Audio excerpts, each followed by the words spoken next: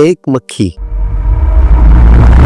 جسے ہم اکثر حقیر سمجھتے ہیں، جسے دیکھتے ہی ہم ہاتھ سے اڑا دیتے ہیں، کیا آپ جانتے ہیں کہ اسی مکھی کے بارے میں نبی کریم صلی اللہ علیہ وآلہ وسلم نے 1400 سال پہلے ایک ایسا فرمان دیا جو آج بھی دنیا کے سائنسدانوں کو سوچنے پر مجبور کرتا ہے۔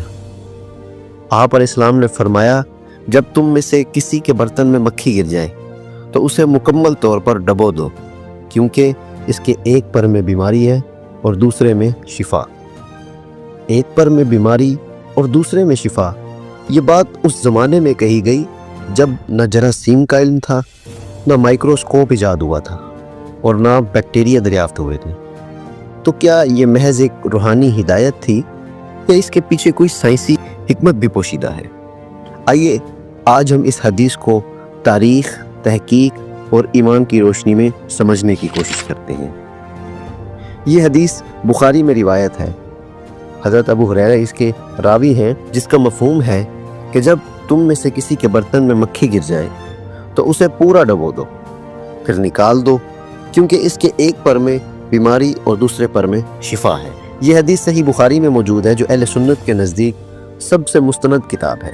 قرآن کے بعد امام نووی رحمۃ اللہ علیہ، ابن حجر اور دیگر محدثین نے اس حدیث کو صحیح قرار دیا ہے۔ اب سوال یہ ہے کہ نبی علیہ السلام نے ایسا کیوں فرمایا؟ گرم موسم، کھلے برتن، سادہ طرز زندگی، مکھیاں عام تھیں۔ خوراک کو محفوظ رکھنے کے جدید طریقے اس وقت موجود نہیں تھے۔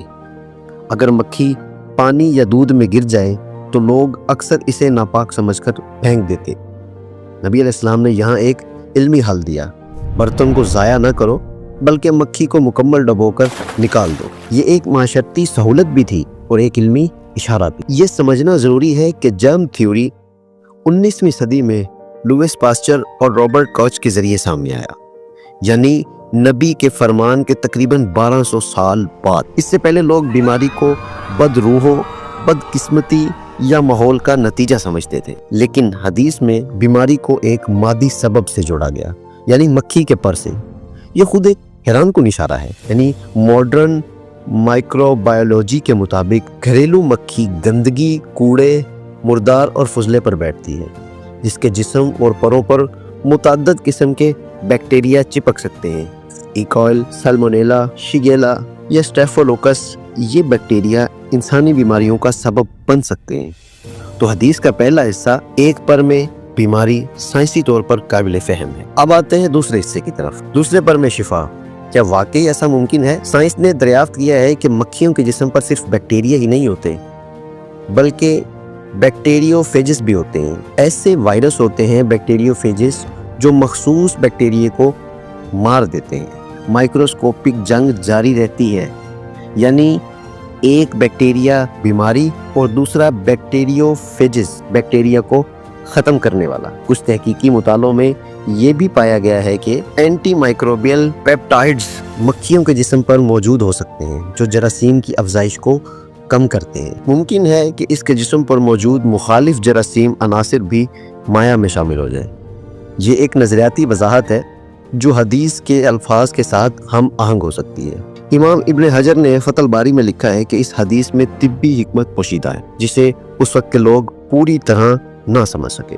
امام خطابی رحمۃ اللہ علیہ نے فرمایا کہ ایک تجرباتی حقیقت ہو سکتی ہے جسے بعد میں لوگ دریافت کریں گے۔ یہ بات ظاہر کرتی ہے کہ علماء نے اسے محض علامتی بیان نہیں سمجھا، بلکہ حقیقی حکمت مانا۔ اسلام کا مزاج کیا ہے؟ قرآن بار بار کہتا ہے، افلا یتفکرون، افلا یعقلون، یعنی غور کرو، عقل استعمال کرو۔ اسلام نے سائنس کو روکا نہیں، بلکہ اس کی بنیاد رکھی۔ مسلم سائنسدانوں نے ابن سینا، ابن الہیثم، الرازی جیسے نام پیدا کیے۔ یہی روح اس حدیث میں بھی ہے، تحقیق کرو، غور کرو اور سمجھو۔ ذرا سوچیں، آج سے 1500 سال پہلے نبی علیہ السلام نے جب یہ بات فرمائی تو اس وقت کوئی سائنسی آلات نہیں تھے۔ وہ ایسی بات کیسے کہہ سکتے تھے جو صدیوں بعد مائکروسکوپک سطح پر سمجھ آ رہی ہے؟ مسلمان کے لیے جواب واضح ہے، یہ نبی علیہ السلام کا وہ علم تھا جو اللہ رب العزت نے انہیں عطا فرمایا تھا۔ نبی علیہ السلام نے کبھی خود کو طبیب یا سائنسدان ظاہر نہیں کیا، لیکن